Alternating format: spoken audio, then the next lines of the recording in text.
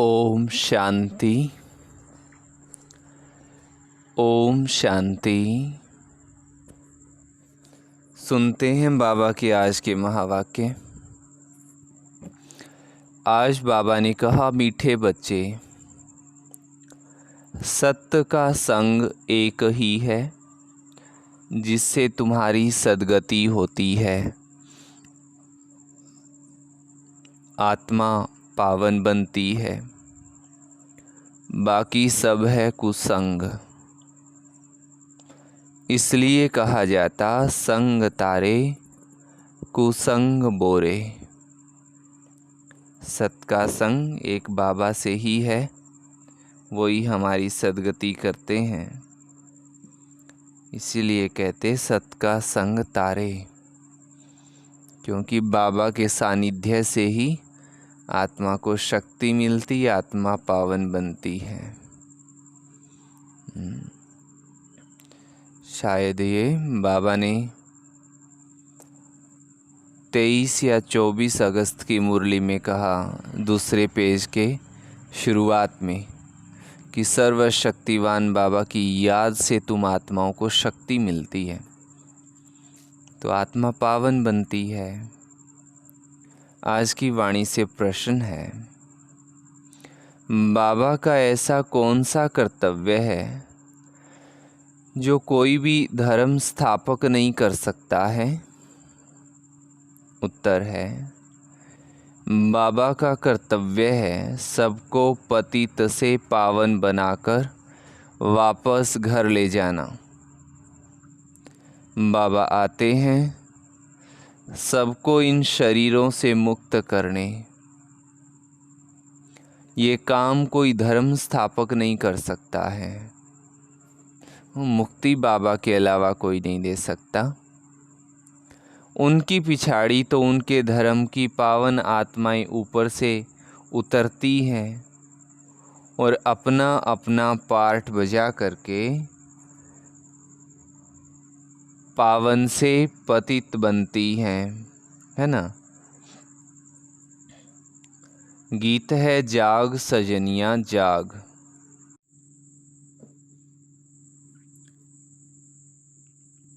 ओम शांति। बच्चों ने गीत सुना। किसने सुनाया? साजन ने।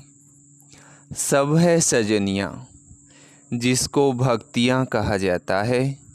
भगवान एक है जिसको भक्त याद करते हैं, तो उसको कहा जाता है साजन। भक्त कहने से मेल अथवा फीमेल दोनों उसमें आ जाते हैं। तो सब हो गई सीताएं। राम एक है, भक्त अनेक हैं, भगवान एक हैं। उस भगवान को कहा जाता है परम पिता। लौकिक बाप को परम पिता नहीं कहेंगे, वो है लौकिक शरीर देने वाला पिता। परम पिता है परम धाम में रहने वाला सब आत्माओं का पिता। हर एक मनुष्य को दो पिता हैं, एक लौकिक और दूसरा पारलौकिक बाबा। लौकिक बाबा का जन्म बाई जन्म वर्षा अलग होता है। हर एक जन्म में बाप अलग अलग रहते हैं। तुम विचार करो, कितने जन्म लेते हैं, कितने पिता मिलते होंगे? तो जवाब दिया 84। हाँ, 84 जन्मों में जरूर 84 पिता और 84 माँ मिलेंगे।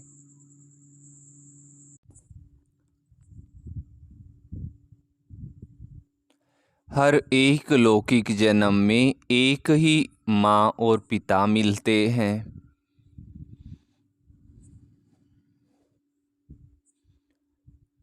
जरूर अच्छा, दूसरा बाबा है परम पिता परमात्मा। परंतु सतयुग त्रेता में कभी हे परम पिता परमात्मा कहकर के याद नहीं करते हैं। हे परम पिता परमात्मा मेहर करो, ऐसे कभी नहीं कहते। इसलिए समझाया जाता है सतयुग त्रेता में एक ही बाबा होता है, फिर द्वापर कलयुग जिसको भक्ति मार्ग कहा जाता है, वहाँ सबको दो पिता है, मेल अथवा फीमेल, सबको दो बाबा हैं। पारलौकिक बाबा को याद करते हैं क्योंकि ये दुख धाम है। दुख धाम में दो बाबा, सुख धाम में एक ही बाप होता है। यहाँ तो एक लौकिक बाप है, दूसरा फिर सबके दुख निवारण करने वाला बाप है। परम पिता कहते हैं ना, एक तो पिता है लौकिक पिता, दूसरा परम पिता, दो पिता हुए सभी को, जिसको सभी याद करते हैं कि इस दुख से छुड़ाओ, रहम करो। आधा कल्प है दुख धाम, आधा कल्प है सुख धाम। सतयुग है नया युग और कलयुग है पुराना युग। बाबा कहते हैं अब हम सतयुग नई दुनिया की स्थापना कर रहे हैं। कलयुग पुराने युग का विनाश होना है। कलयुग के बाद फिर सतयुग आना है। कलयुग के बाद फिर सतयुग आना है, या कोई और भी युग आता है कलयुग के बाद में?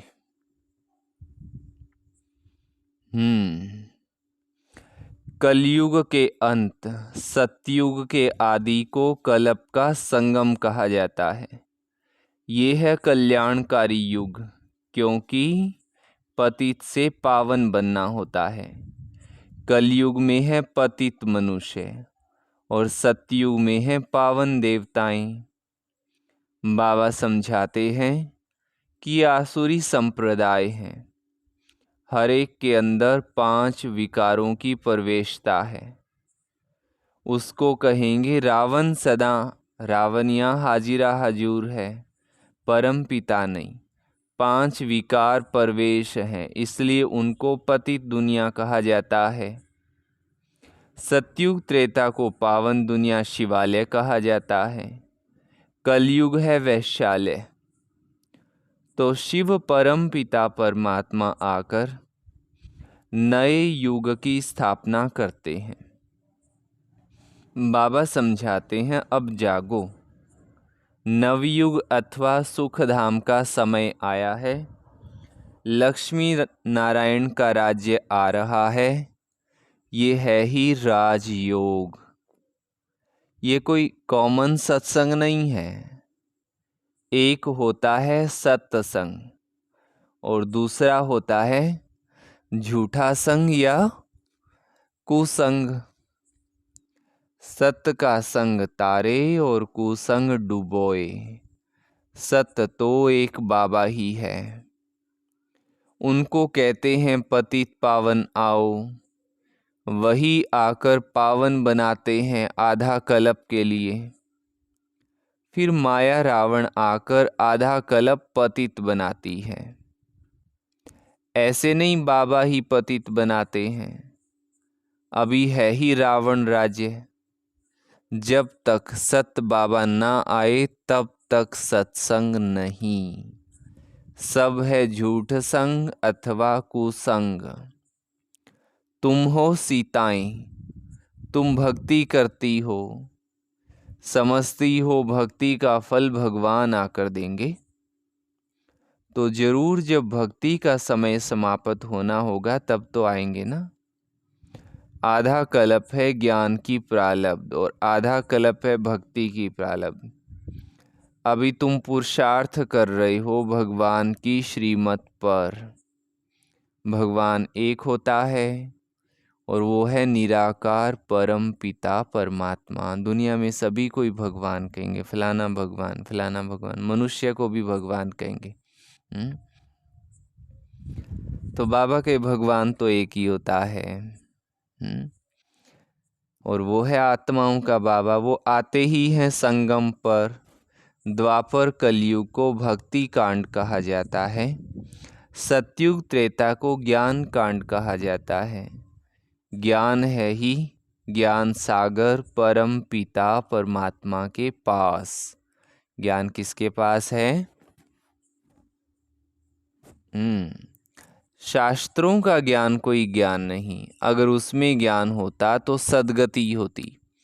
भारत जो हीरे जैसा था अब है नहीं। फिर बाबा बनाते हैं, तुम अब हीरे जैसा बन रहे हो, तुम्हारा जीवन पलट रहा है, आत्मा दैवी गुण धारण कर रही है।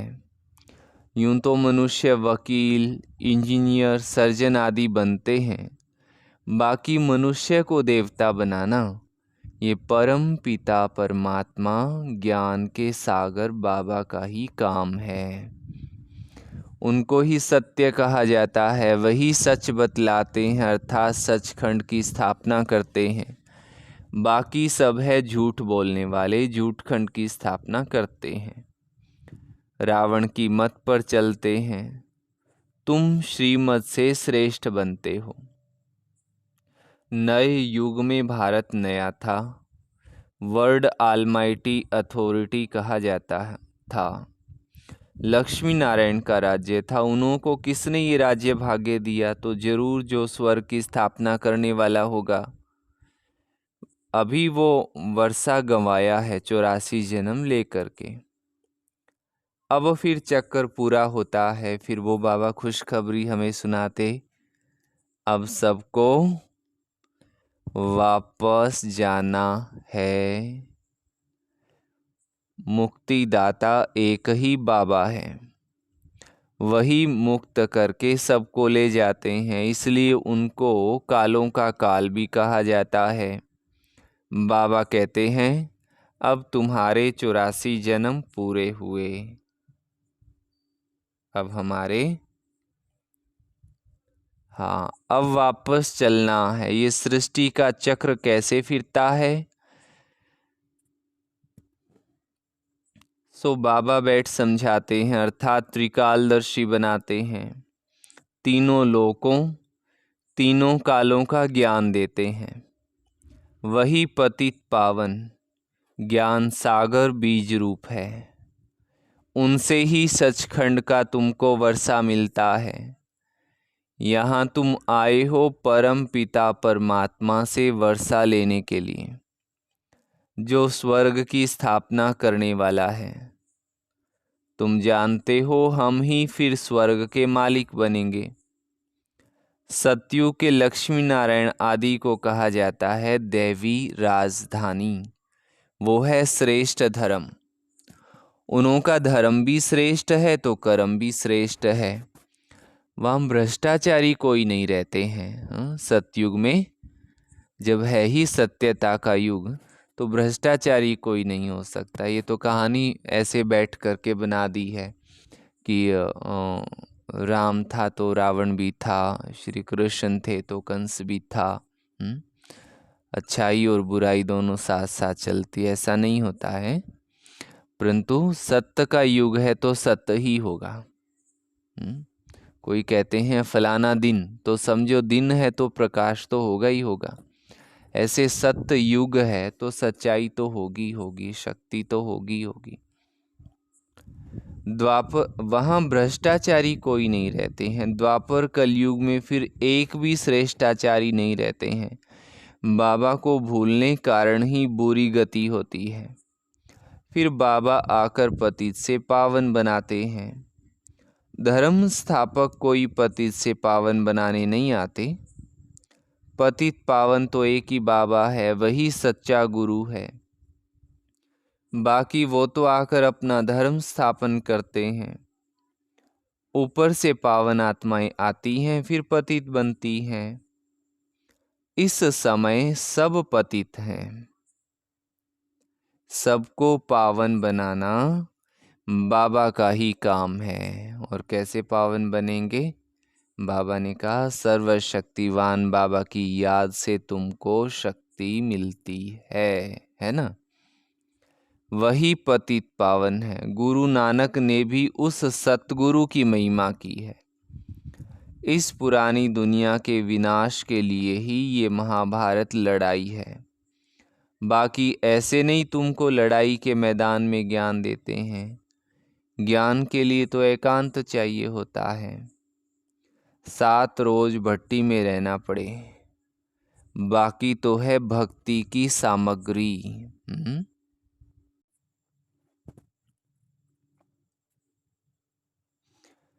भक्तों में भी कोई बड़े तीखे तीखे होते हैं। रुद्रमाला भी है तो भक्तमाला भी है। वो है भक्तों की माला, ये है ज्ञान माला। ऊपर में शिव, फिर युगल दाना, फिर है उनकी वंशावली। जो माला मनुष्य सिमरते हैं, राम राम कहते रहते हैं क्योंकि दुखी हैं। रावण संप्रदाय राम को याद करते हैं कि आकर अपना बनाओ। अभी तुम ईश्वर की गोद में आए हो। वास्तव में सब आत्माएं परम पिता परमात्मा की संतान हैं। मनुष्य सृष्टि प्रजापिता ब्रह्मा की संतान है। प्रजापिता ब्रह्मा द्वारा मनुष्य सृष्टि रची है। आत्मा तो अविनाशी है। आत्माओं का अविनाशी बाबा है। अभी तुमको दो पिता है, एक विनाशी दूसरा अविनाशी। ब्रह्मा भी शरीर छोड़ देते हैं, शिव बाबा को अपना शरीर है नहीं। वो तो जन्म मरण रहित है। जन्म मरण में तुम बच्चे आते हो। तुम आदि सनातन देवी देवताओं के ही 84 जन्म होते हैं। हिसाब है ना। गुरु नानक को तो 500 वर्ष हुए, तो इतने में 84 जन्म कैसे लेंगे। बाकी लाखों जन्मों की कोई बात नहीं है। दुनिया में कह देते हैं 1,84,00,000। लख का मतलब तो बहुत होता है। लख माना देखना भी होता है, और लख मीन्स लाख भी होता है। लख मीन्स एक बोली है, उसमें लक्षण भी कहते हैं। इसमें कोई लख नहीं है, तो उस बोली के हिसाब से लख को लक्षण भी समझा जाता। तो लख नहीं, ऐसे 84 कह सकते। बाबा समझाते हैं अभी सबके जन्म आकर पूरे हुए हैं। फिर नए सिर खेल सतयुग में शुरू होगा। सतयुग में थोड़े चाहिए, बाकी इतने सब कहाँ जाएंगे। सतयुग में तो आत्माएं थोड़ी सी होती हैं, फिर बाकी सब किधर होते हैं। बाबा पूछते हैं, बताओ।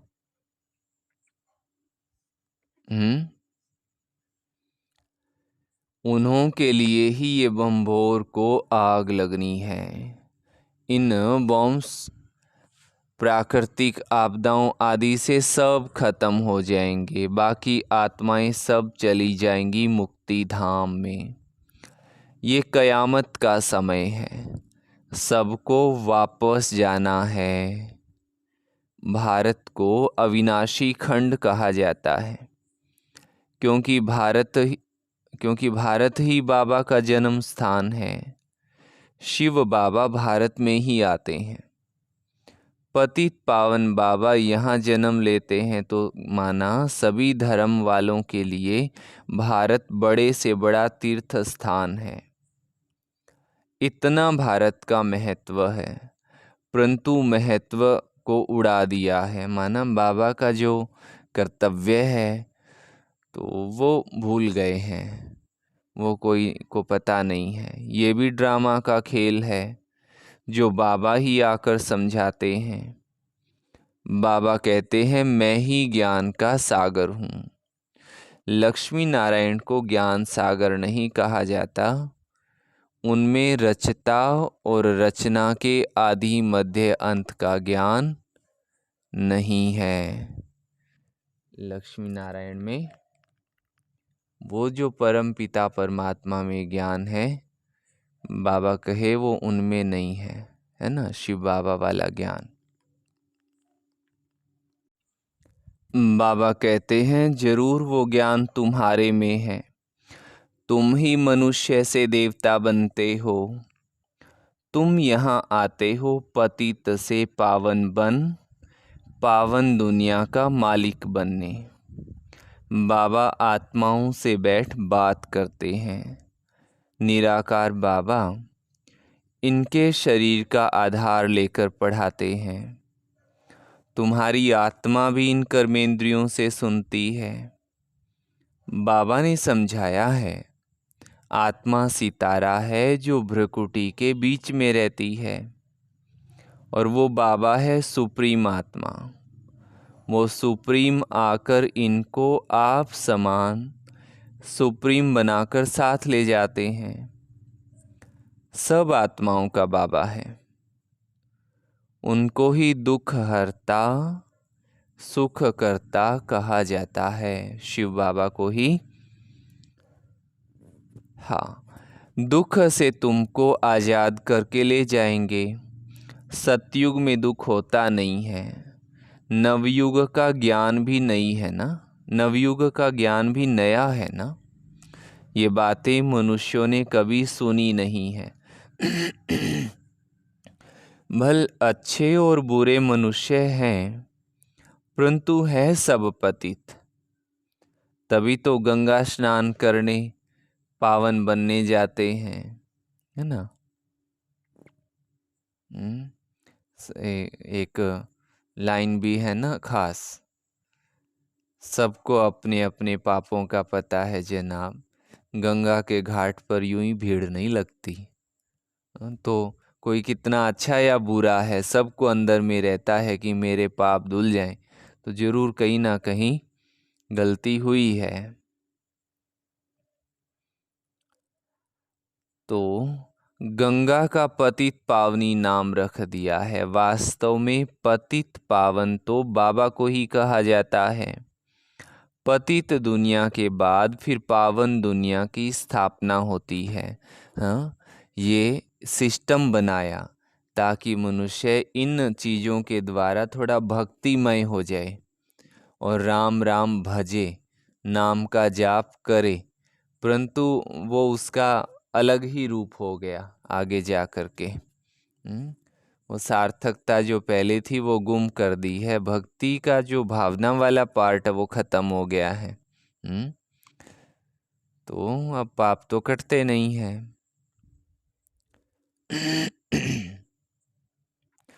फिर बाबा कहते हैं सतयुग को निर्विकारी दुनिया कहा जाता है, और वो है शांतिमय निराकारी दुनिया। आत्माएं यहाँ आकर पार्ट बजाती है।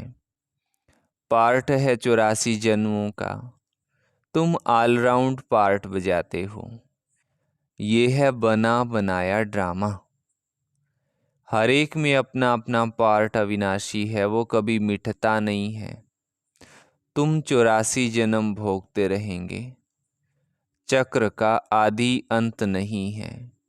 ड्रामा कब शुरू हुआ ये प्रश्न ही नहीं उठता है। न आदि है न अंत है।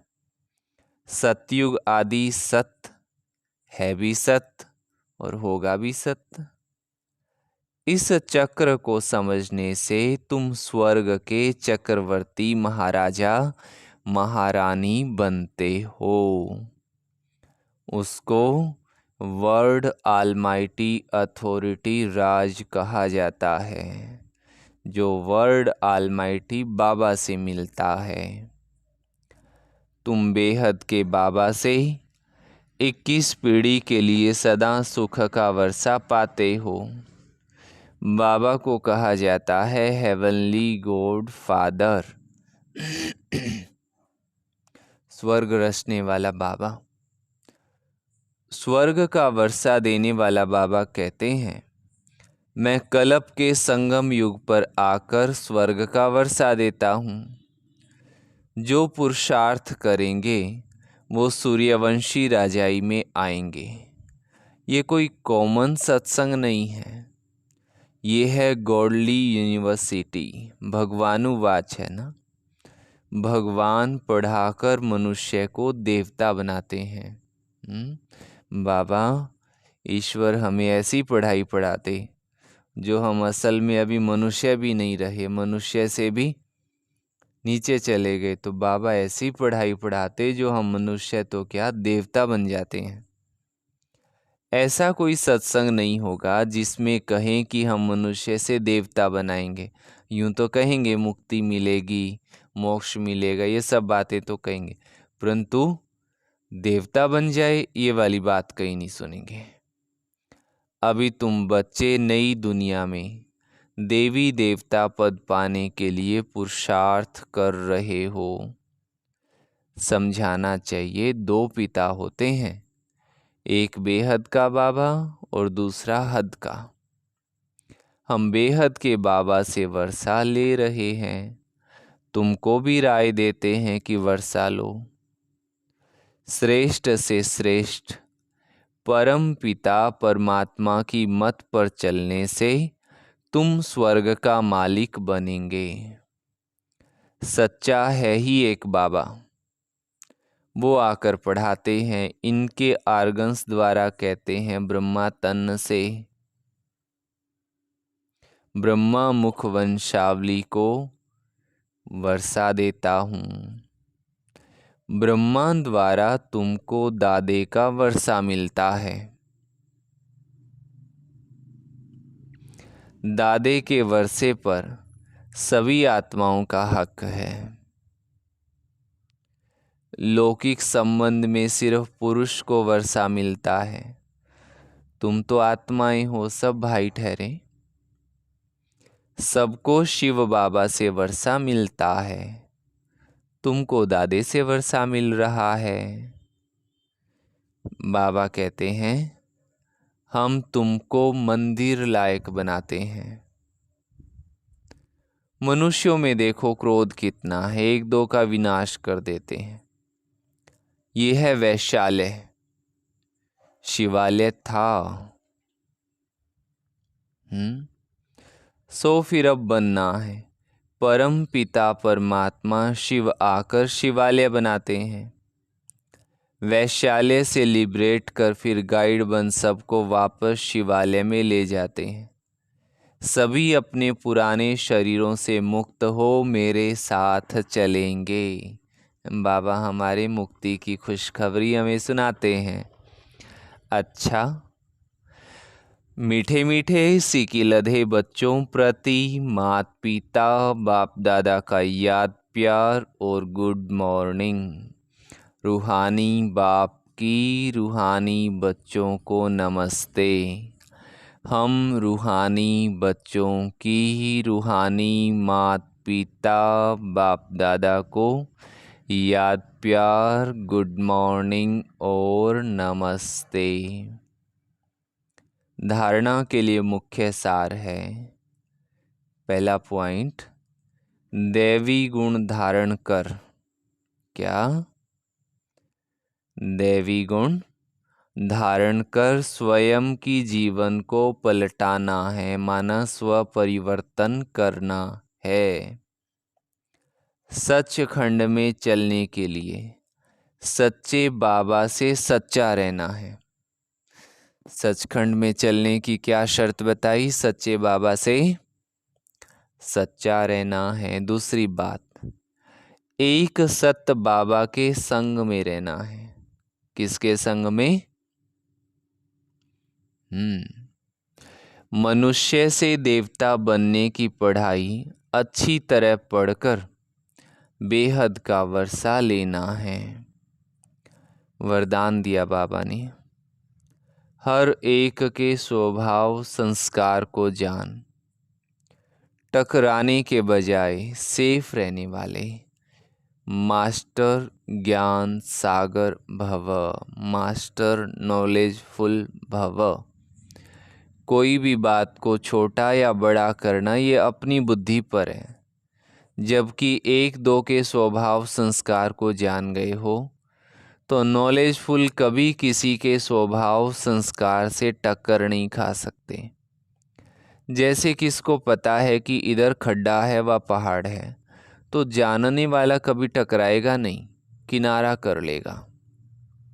ऐसे आप भी किनारा करो, अर्थात खुद को सेफ रखो। किसी काम से किनारा नहीं करो, लेकिन अपनी सेफ्टी की शक्ति से दूसरों को भी सुरक्षित करना, यही किनारा करना है।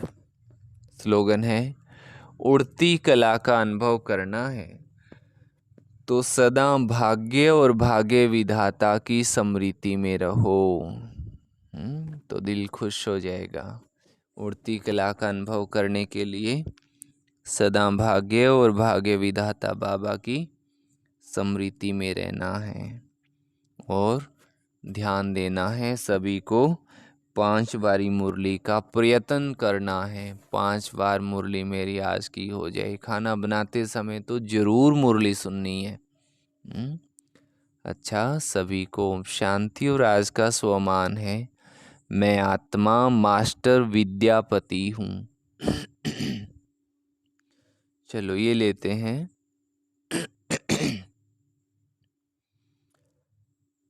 मैं आत्मा मास्टर ज्ञान सागर हूँ।